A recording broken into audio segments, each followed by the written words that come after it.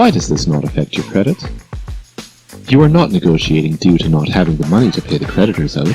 You are negotiating due to the fact your creditor does not have the proper paperwork proving they are still the rightful owners of the debt. Really, at this point, you can see how the banks have no right to collect anything due to the fact if they sold the debt, they already got paid and no longer own the debt. Were we to forward them the funds, they would be paid twice.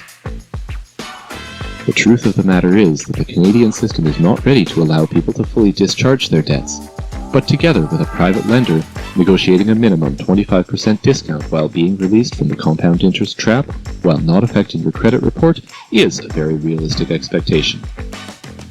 The same premise applies to collection agencies. Did the collection agency buy the debt, or simply buy a file? Big difference. What collection agencies do is buy a file with your name, phone number, address, and employer. This is not buying a debt. If they bought the debt, they would be able to produce proof of ownership of the debt and the wet ink original contract you signed with your creditor in order to collect.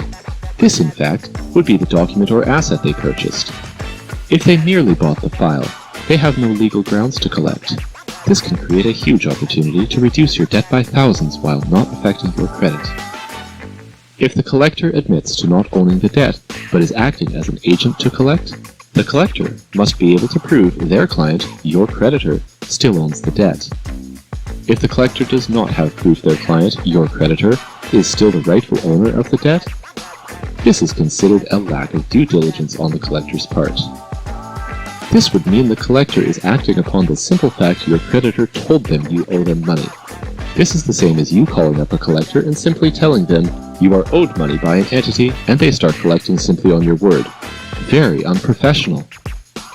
The only entities allowed to ask a creditor for proof of ownership of the debt are you, the borrower, but only if you have the funds to pay out the loan in a lump sum payment, or a private lender who is providing a debt consolidation loan via purchasing the debt from your creditor.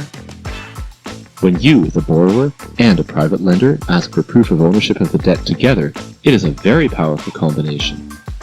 Furthermore, to solidify the fact that your creditors could have sold your debt, every one of your creditors in the loan or credit card agreement states they are contemplating selling the debt from the date the contract was signed.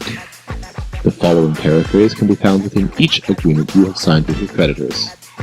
Your creditor may, without notice to you and without your consent, sell, transfer, pledge, or assign all or part of this agreement to any third party.